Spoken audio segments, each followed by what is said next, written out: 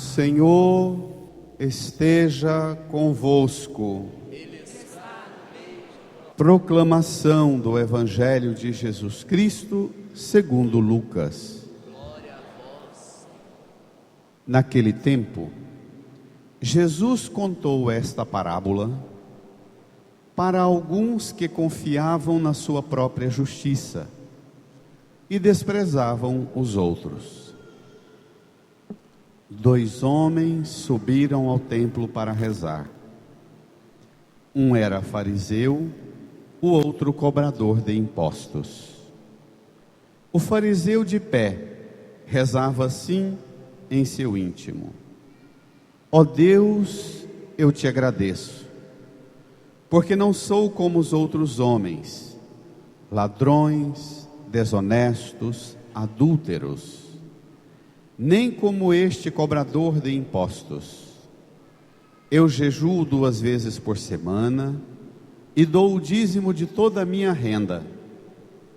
O cobrador de impostos, porém, ficou à distância e nem se atrevia a levantar os olhos para o céu, mas batia no peito, dizendo: meu Deus, tem piedade de mim que sou pecador. Eu vos digo, disse Jesus, este último voltou para casa justificado, o outro não. Pois quem se eleva será humilhado, e quem se humilha será elevado. Palavra da salvação. Aleluia, aleluia, aleluia, aleluia, aleluia, aleluia.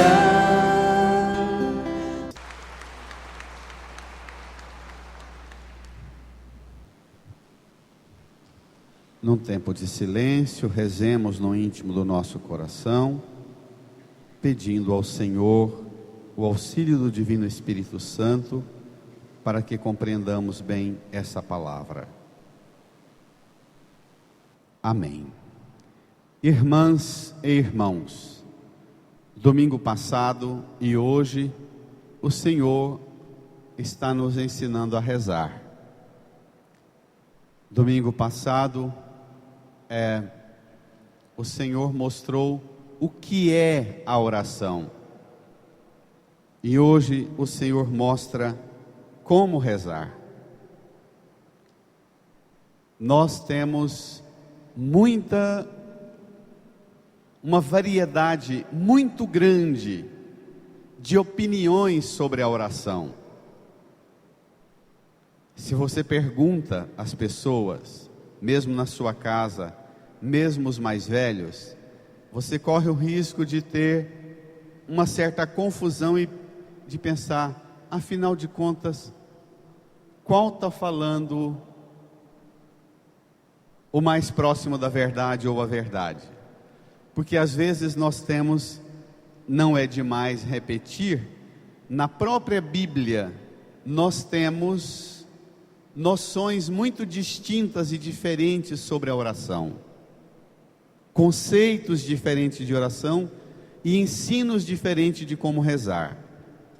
Se você pega no livro do Levítico, no livro do Deuteronômio, no livro dos Números e boa parte dos livros da sabedoria sapienciais, livro de Reis, Macabeus, 1 e 2 Samuel, você vai ouvir hoje esse ensino de Jesus sobre a oração e dizer assim: Jesus está dizendo que aquelas passagens outras precisam ser corrigidas e compreendidas de uma maneira diferente? É isso mesmo. Tomem comigo o Evangelho de hoje, número 9 do seu folheto. Vocês que celebram o 7º dia, tomem essa palavra, rezem essa palavra, para que vocês voltem para casa com a força da oração, guiados pela graça da oração, todos nós deixemos o Senhor nos ensinar a rezar. Evangelho de Lucas, capítulo 18, versículos 9 até o 14. Domingo passado era a história que Jesus contava de numa cidade havia um juiz que não temia a Deus e não respeitava homem algum, e havia uma viúva. Vamos ver hoje. Naquele tempo Jesus contou esta parábola. Para quem é que ele conta a parábola? Leia. Para alguns que confiavam na sua própria justiça e desprezavam os outros. Domingo passado, Jesus conta a parábola para alguns que confiavam na própria justiça e desprezavam os outros. O juiz que não temia a Deus e não respeitava homem algum. Aqui de novo ele insistindo. Se Jesus domingo passado e hoje conta duas parábolas falando de gente que não teme a Deus, que confia em si próprio e despreza os outros, é porque os que escutavam Jesus estavam cheios disso no coração. E hoje também pode ser que nós estamos aqui escutando Jesus, querendo fazer nossa oração ao Senhor, estamos antes de rezar, estejamos precisando mais de aprender a rezar do que outra coisa. Vamos ver? O que é que deve ter no coração de uma pessoa quando ela reza? Primeiro, não confiar na própria justiça. Segundo, não desprezar os outros. Se você fica aqui na igreja com um olho elevado para o céu e o outro olho reparando quem está na igreja, como é que está vestido, como é que reza, como é que comporta, não é o jeito que Deus espera, não é o jeito que Jesus quer. Não eleve sua prece a Deus com desprezo por ninguém, porque essa prece não chega ao coração de Deus. Não eleve sua prece a Deus confiando em si, porque essa prece não vai chegar ao coração de Deus. Vamos ver? Versículo 10.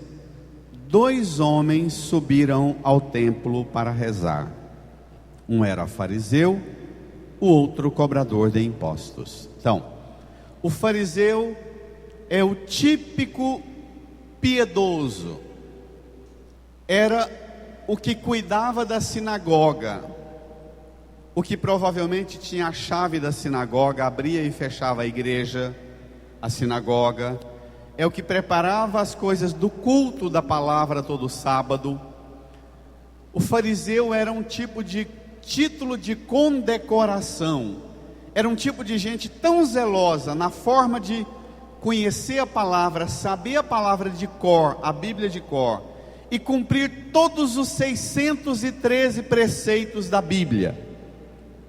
Eles leram o Antigo Testamento, foram lendo assim do primeiro ao último versículo do Antigo Testamento e foram fazendo uma lista, e perceberam que o Antigo Testamento todo tinha 613 leis, e eles observavam essas 613 leis. Eles sabiam de cor 613 leis. Olha lá se nós sabemos os 10 mandamentos na sequência correta, né?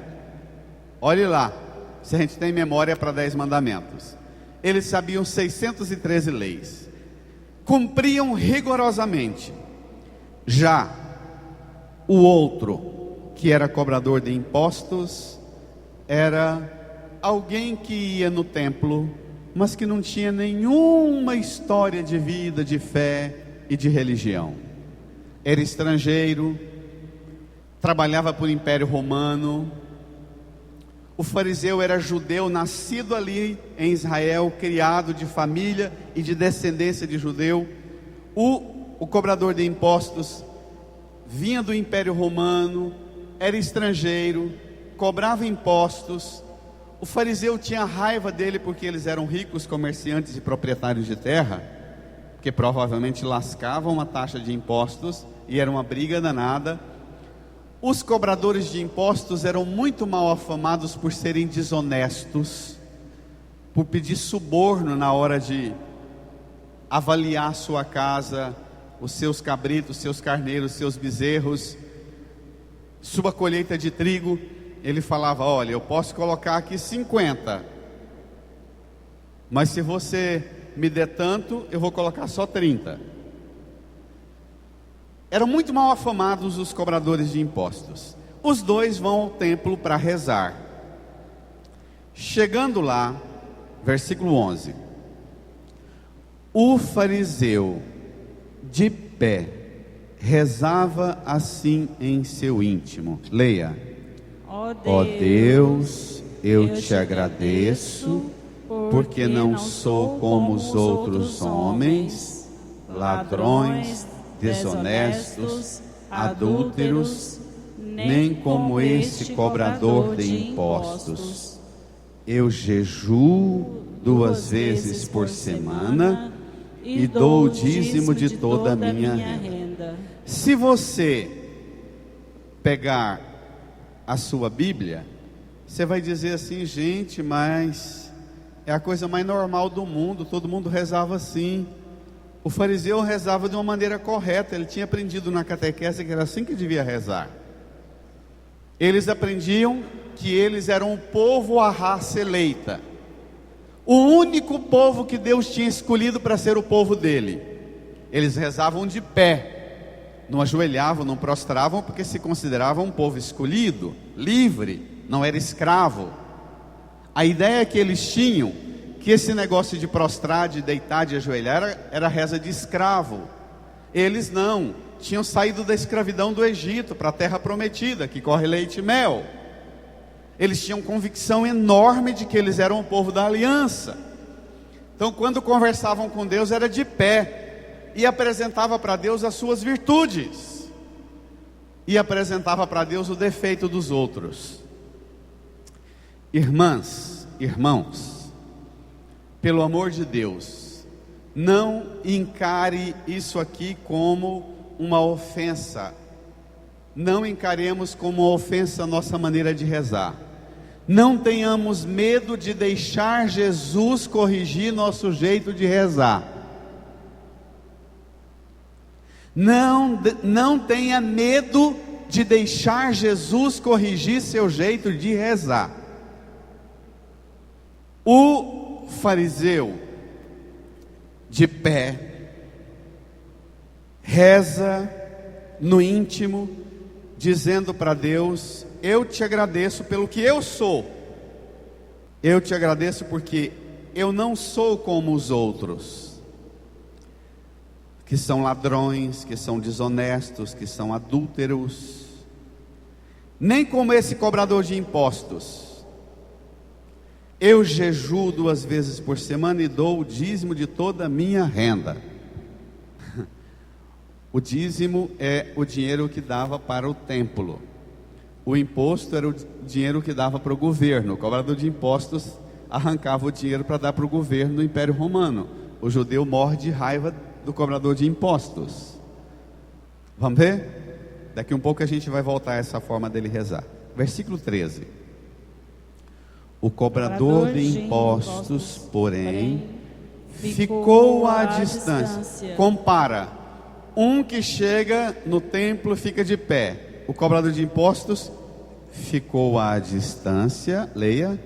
E nem se atrevia a levantar os olhos para os céus, mas batia no peito, dizendo que: meu Deus, tem piedade de mim, que sou pecador. O primeiro reza elogiando a si e difamando os outros, não é? O segundo reza reconhecendo a grandeza de Deus e confessando sua miséria. Agora, tomemos cuidado com uma coisa. Quando a gente reza, e sobretudo no mundo de hoje, em que a gente tem uma influência tão grande da televisão, da novela, desses clipes da música, porque hoje a gente não escuta mais música, hoje a gente vê os vídeos da música, então tudo tem uma historinha. Hoje nós temos uma facilidade de ser artista e de interpretar, de fazer cena.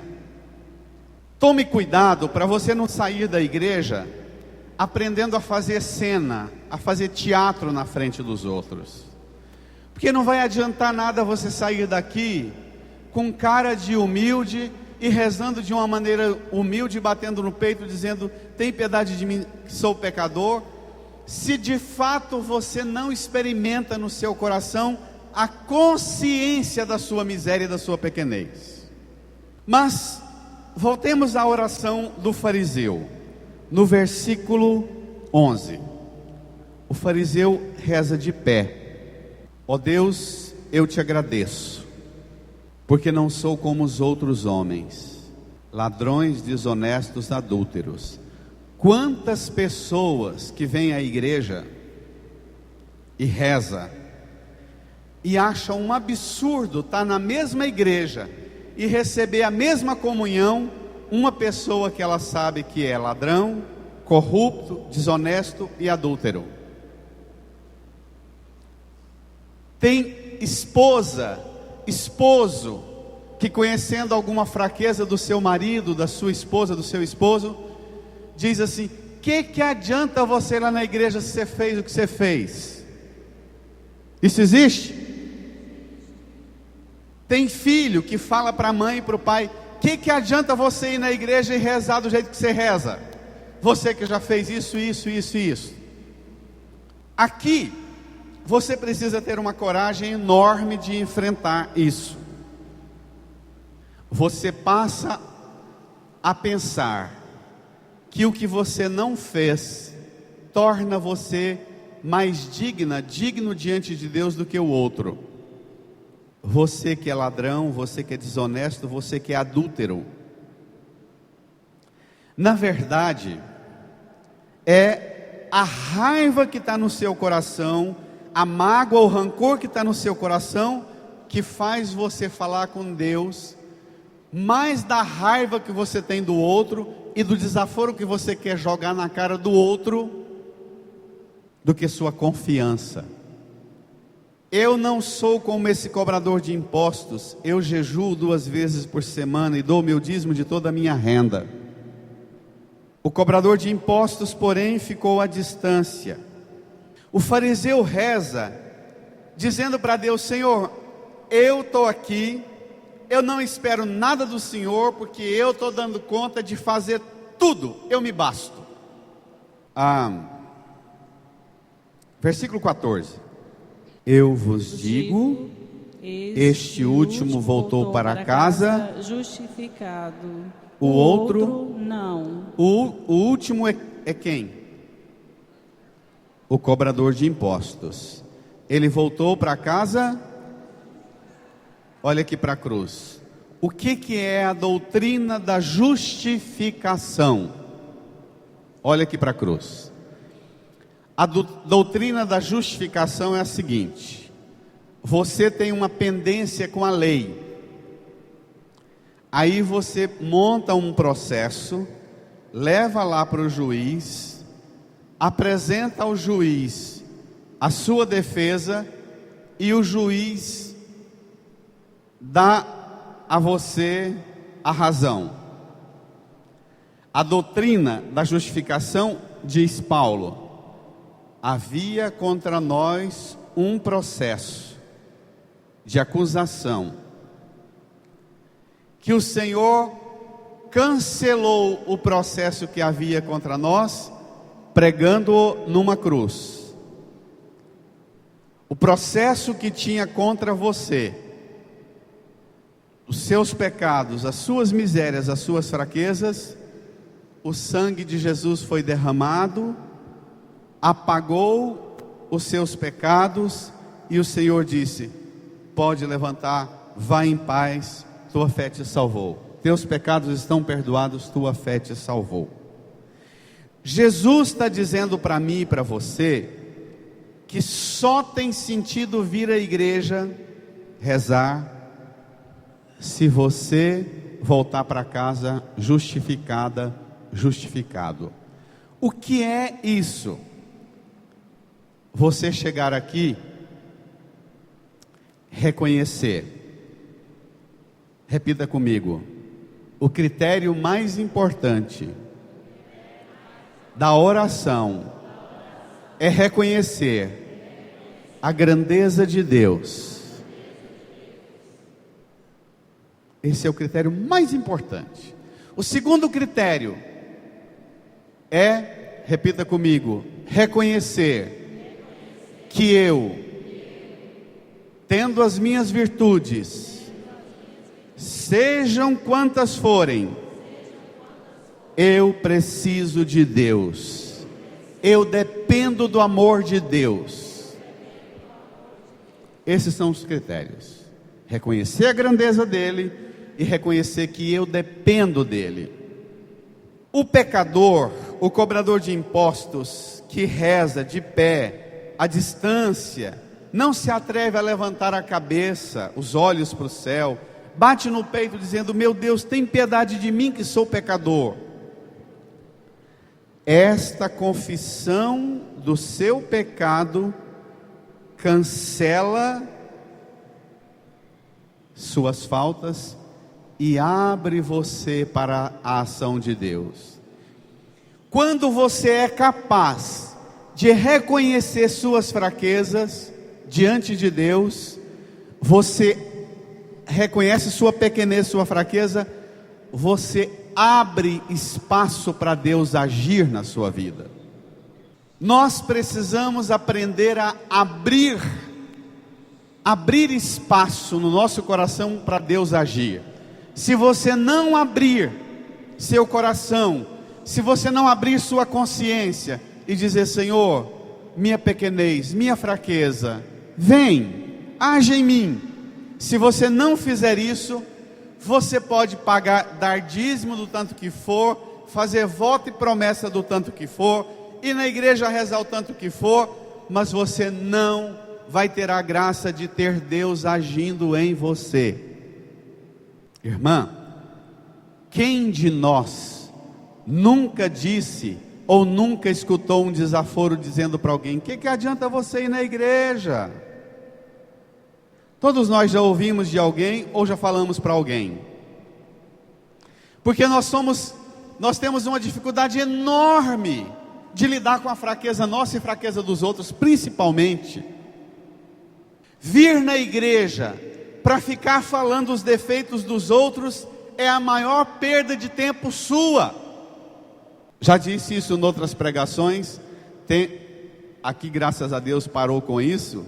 Mas tem igreja que as pessoas vão lá em quem está anotando as intenções e põe desse jeito: pela conversão do fulano de tal. Imagina, como é que eu posso chegar aqui e dizer: eu quero pedir a Deus a conversão do meu filho, e ainda pôr o nome dele na frente de todo mundo? Quem disse que ele não é convertido? Quem sou eu para dizer a alguém que alguém aceitou Deus e alguém não aceitou Deus? A lista que eu tenho dos erros dos outros, de apontar o dedo para Deus dizendo: não olha para aquele ali, porque ele é ladrão, ele é desonesto, ele é adúltero. Quem sou eu? Vamos à primeira leitura do livro do Eclesiástico. Aprenda a rezar. Aprenda a rezar. Tome lá comigo. Livro do Eclesiástico, capítulo 35, versículo 15 e seguintes. Lembra domingo passado? O Senhor é um juiz que não faz discriminação de pessoas. Ele não é parcial em prejuízo do pobre, mas escuta sim as súplicas dos oprimidos. Jamais despreza a súplica do órfão, nem da viúva, quando desabafa suas mágoas. Versículo 20, leia comigo. Quem serve a Deus como Ele o quer, será bem acolhido, e suas súplicas subirão até as nuvens.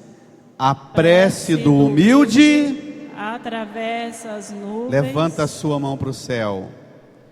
Feche os seus olhos e diga comigo: Senhor, Senhor, dá-me a humildade. dá-me a humildade. Sem humildade, a minha prece nunca vai conseguir atravessar as nuvens. Senhor, tira de mim todo sentimento, todo pensamento de prepotência, de arrogância, de orgulho, de soberba, de grandeza. Dá-me, Senhor, a humildade. Pode abaixar sua mão. A prece do humilde atravessa as nuvens. Leia. Enquanto não chegar, não terá repouso, e não descansará até que o Altíssimo intervenha. Faça justiça aos justos e execute o julgamento. Sua prece, enquanto ela não chega ao coração de Deus, ela fica dando tudo quanto é tipo de volta no céu, no universo, para chegar ao coração de Deus. Se tiver humildade quando você faz a prece. Se não tiver humildade, você pode rezar, apresentando como fariseu a lista, seu carnê de dízimo, pode apresentar as anotações do tanto de oferta que você deu, tanto de jejum que você faz. Se não tiver humildade, não vai adiantar nada. Tome a segunda leitura. Para que é que a gente vive a fé? Para que é que a gente reza? Carta de Paulo a Timóteo. Estamos terminando a leitura dessa carta. Paulo já está se despedindo para morrer. Já estamos uns 6 domingos lendo a primeira e segunda carta de Paulo a Timóteo. Olhe só. Paulo foi preso lá em Jerusalém. Ele era cidadão romano. E ele reivindica que ele não queria ser julgado em Jerusalém, porque ele sabia que os irmãos dele, da fé, iriam condená-lo à morte do jeito que condenaram Jesus. Ele fala: eu sou cidadão romano, eu quero ser julgado pelo imperador. Eu quero o direito de ir para Roma e ser julgado lá. E vai para Roma. Lá em Roma, ele pensa: sou cidadão romano, minha comunidade vai me apoiar. Presta atenção no que acontece. Leia comigo. Caríssimo, quanto a mim, eu já estou para ser oferecido em sacrifício. Aproxima-se o momento de minha partida. Combati o bom combate, completei a corrida, guardei a fé. Pensa se cada um de nós chegar à hora da morte, perto da morte, com essa grandeza de espírito. Eu sempre leio isso em Paulo e fico imaginando a hora de eu morrer, se eu teria segurança no coração e nos lábios para dizer para as pessoas: olha, eu já estou para ser oferecido em sacrifício, aproxima o momento da minha partida, eu vou ser condenado, eu vou ser decapitado, porque a sentença era essa, e ele foi decapitado lá em Roma. Eu combati o bom combate, eu completei a corrida, eu guardei a fé. Quantos de nós não dá conta de combater o bom combate, de completar a corrida? Vamos ver. Versículo 8. Agora está reservada para mim a coroa da justiça, que o Senhor justo juiz me dará naquele dia, e não somente a mim, mas a todos os que esperam com amor a sua manifestação gloriosa. Paulo não chama Timóteo e a nós para ficar olhando para ele como um coitadinho que vai ser condenado a ser decapitado. Ele chama a gente a levantar os olhos para a glória e para a manifestação da glória de Deus que virá. Não somente a mim, a coroa da justiça não virá só para mim, mas a todos que esperam com amor a manifestação gloriosa do Senhor. Versículo 16, olha o desabafo de Paulo, leia. Na minha primeira defesa, ninguém me assistiu, todos me abandonaram. Para lá. Tem gente que vive na igreja, vive a fé, querendo que a comunidade, que a igreja e a fé sirva para a hora que eu precisar, eu tenho com quem contar. Tem gente que abandona a igreja e abandona a fé, porque ela acha que a hora que ela passar por um aperto, ela tem um clubinho de amigos para estar junto com ela. A fé não é um clubinho de amigos. Paulo diz, olha, na minha primeira defesa, ninguém me assistiu, todos me abandonaram. E ele ainda reza pelos que o abandonaram. Leia, oxalá que não lhe seja levado em conta. Que o Senhor não leve em conta esse desprezo que vocês me deram. Quantas pessoas na igreja abandonam a fé, porque ajudam e participam da igreja, se o celular deixar, ajudam e participam da igreja, esperando que a hora que as coisas apertar para mim, eu tenho com quem contar. Paulo diz, olha, ninguém me assistiu, ninguém me ajudou, e eu peço ao Senhor que isso não seja levado em conta. Leia. Mas o Senhor esteve ao meu lado e me deu forças. O sinal de que você tem fé é: todo mundo te abandona, todo mundo deixa você, abandona você, e você experimenta a força do Senhor, e não a força de gente, te dando apoio, fazendo o que você quer, te dando consolo. Quantas pessoas deixam a fé, jogam a igreja fora, abandonam a igreja, porque elas querem o apoio da igreja, na hora do sofrimento, que a minha mãe adoeceu, que alguém da minha família morreu, que a crise no meu casamento, ou até na hora das eleições ninguém me apoiou. Não é isso que rege a fé. O Senhor esteve ao meu lado e me deu forças. Para quê? Leia.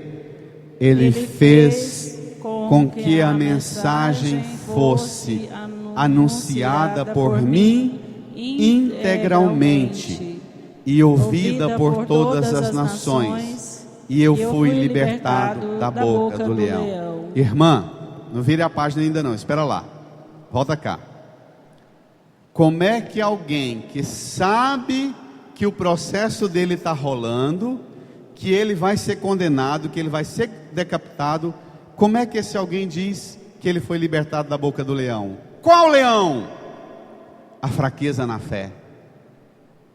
Você não reza e não vive a fé porque você tem certeza que as coisas vão ficar do jeito que você quer. Você não reza e não vive na igreja e não participa da igreja porque você faz da igreja, do dízimo e da oferta do jejum uma caderneta de poupança e investimento, porque a hora que eu precisar de um crédito eu tenho. Você não reza porque você faz da sua fé, da sua religião, da sua igreja um acúmulo de dívidas dos outros com você. Paulo diz que a consolação que está no coração dele mas ele fez com que a mensagem fosse anunciada por mim integralmente. Eu sempre escuto isso, Paulo dizendo isso com um medo enorme.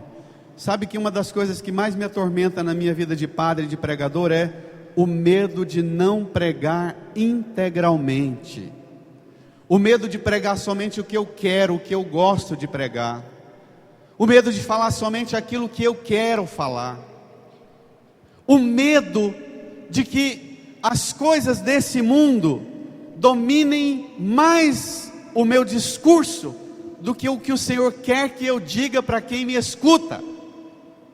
Mas você que é pai, mãe, esposa, esposo, pensa, você tem segurança para dizer que você anuncia e anunciou integralmente a mensagem do Evangelho?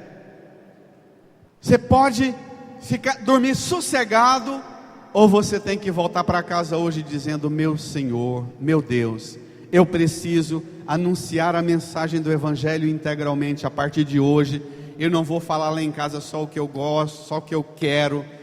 A partir de hoje eu não vou dizer para os meus filhos fazer só a fé naquilo que eu acho que é importante. Quantos pais trazem os filhos na igreja, chamam os filhos para viver a santidade, para viver o caminho de Deus, mas a vida moral, a vida ética, a vida afetiva, a vida sexual dos filhos é uma feira? Quantos pais?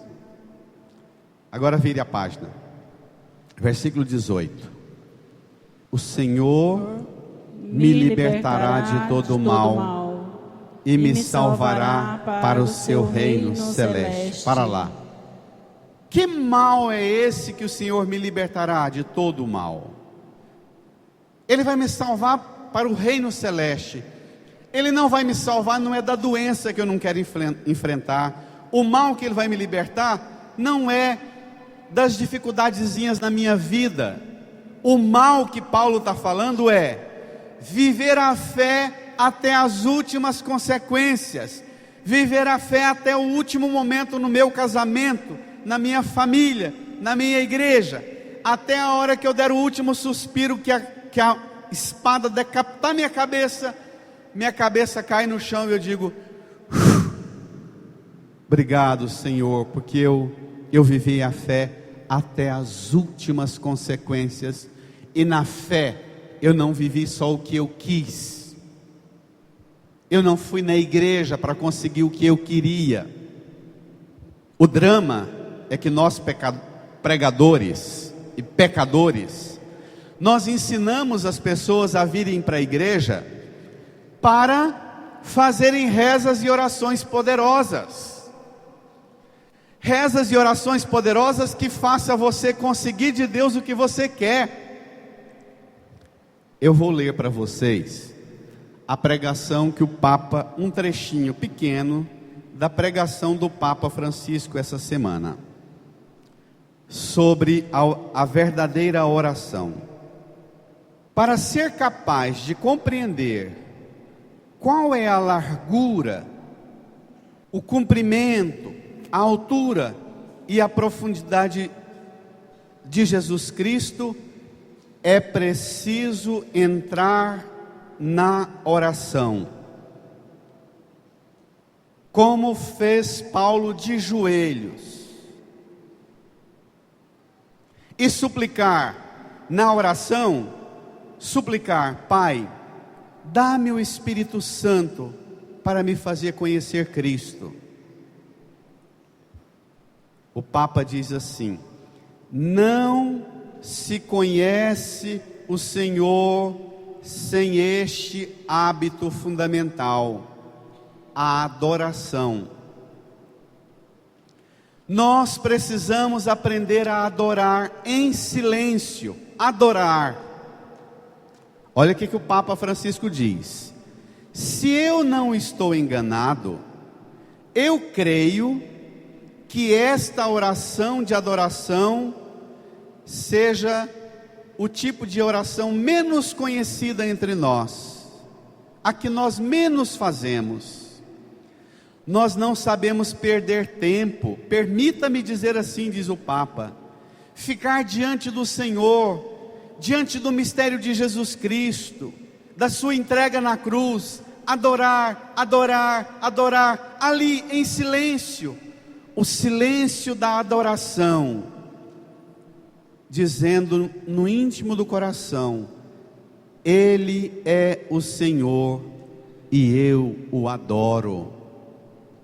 O Papa diz ainda: para conhecer Cristo é necessário ter consciência de nós mesmos, ou seja, ter o hábito e a coragem de acusar a nossa fraqueza, de reconhecermos-nos como pecadores. Diz o Papa, olha que coisa esplendorosa, são 3 as coisas necessárias para entrar no mistério de Jesus Cristo. São 3 as coisas necessárias para entrar no mistério de Jesus Cristo: rezar, adorar e se reconhecer pecador. Se você vem na igreja, como os padres e os pastores ensinam, só para trazer o seu dízimo, o seu jejum, o calo no seu joelho, para mostrar o calo no joelho e dizer: Senhor, olha o tanto que eu rezei, me dá a bênção que eu estou pedindo. Olha o dinheiro que eu dei para a igreja, manda a bênção que eu estou pedindo. Se você vem na igreja a partir de hoje e quer voltar justificado, dispensa ficar falando e contando as suas vantagens. Se você quer voltar para casa debaixo da bênção do Senhor, pare de vir na igreja, ou depois de voltar lá para sua casa, e ficar apontando o dedo para o erro e para a desgraça que o outro cometeu. Você é ladrão, adúltero, desonesto. Se você quer a bênção, chegue diante do Senhor, declare que Ele é o Senhor, que só dele vem a salvação para você, adore a Ele, declare a grandeza dEle, declare a sua pequenez diante dEle, diga: eu preciso da sua misericórdia. Irmã, irmão, chegar diante de Deus e dizer: meu Deus, tem piedade de mim que sou pecador. Você pode dizer assim: mas eu não vejo pecado em mim. É mais grave do que você imagina, está mais feio do que você imagina.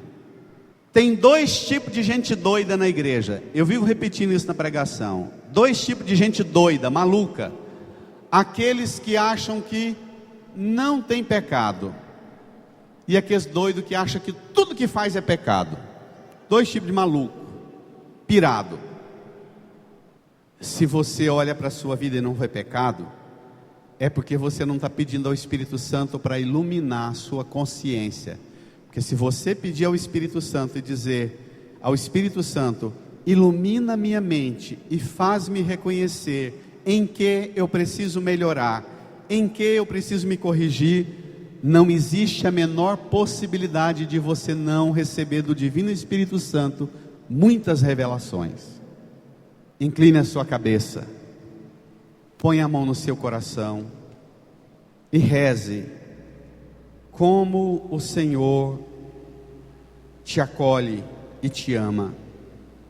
O cobrador de impostos, porém, ficou à distância, nem se atrevia a levantar os olhos para os céus, mas batia no peito dizendo: meu Deus, tem piedade de mim que sou pecador. Disse Jesus. Este voltou para casa com a bênção, este voltou para casa justificado, o outro não. Fale com Jesus. Conheço um coração tão manso, humilde e sereno, que louva o Pai por revelar teu nome aos pequenos, que tem o dom de amar e sabe perdoar, e deu a vida para nos salvar.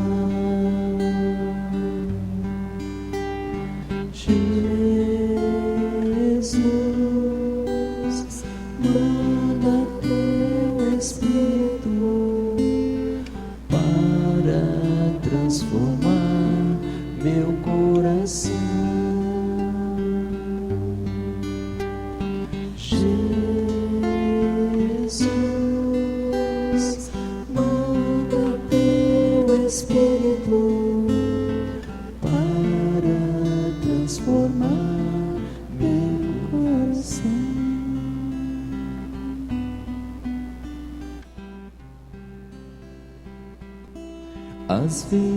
vezes no meu peito bate um coração de pedra, magoado, frio, sem vida.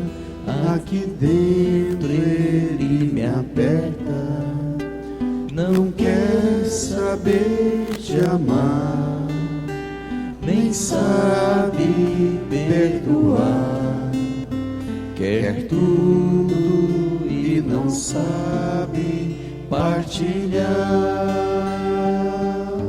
Jesus, manda teu Espírito. Jesus, manda teu Espírito para transformar meu coração. Jesus, manda teu Espírito para transformar meu coração. Fiquemos de pé. Deixe o folheto no banco, estenda suas mãos livres aqui para a cruz de Jesus. Reze comigo. Senhor Jesus, Senhor Jesus, nenhuma obra minha é mais forte que a obra da sua entrega na cruz. Nem meu jejum, nem meu dízimo, nem minha piedade, nem a minha prática da justiça, nada no mundo é mais forte que o poder do seu sangue derramado na cruz, que pode unicamente apagar meus pecados. Jesus, eu quero, eu preciso, eu necessito voltar para minha casa justificado. Por isso eu te peço, só o seu sangue me justifica, só a sua entrega na cruz me renova, me torna feliz, cheio da graça de Deus. Jesus, não permita que falar de mim, das minhas virtudes e dos erros dos outros seja a minha oração. Põe em meus lábios uma palavra de reconhecimento da grandeza de Deus, da minha pequenez, da pequenez do meu irmão que precisa de mim, da minha misericórdia, da minha compaixão e não da minha condenação. Jesus, diante da sua cruz, eu te peço, deixa-me voltar para casa, justificado com a sua bênção. Derrama sobre mim a bênção que eu preciso levar para minha família, para o trabalho, para a escola, para o mundo. Dá-me a bênção, o perdão dos pecados, a graça de uma fé firme. Dá-me a bênção, dá-me a graça. Segure as suas mãos erguidas, faça a sua oração, pedindo as graças e bênçãos que você precisa para levar para sua casa, principalmente para as pessoas que você vive acusando, falando mal, rejeitando, como fariseu, falando mal dos outros na igreja. Peça ao Senhor a graça de você levar uma bênção para aqueles que você sabe o erro, mas não sabe ajudar a vencer o erro, na sua família, nos seus vizinhos, no seu trabalho. Às vezes no meu peito bate um coração de pedra, magoado, frio, sem vida. Aqui dentro ele me aperta. Não quer não quer saber te amar, nem sabe perdoar. nem sabe perdoar. Quer tudo e não sabe partilhar. Jesus, manda teu Espírito. Jesus, manda teu Espírito para transformar meu coração. Jesus, manda. Jesus, manda teu Espírito para transformar meu coração.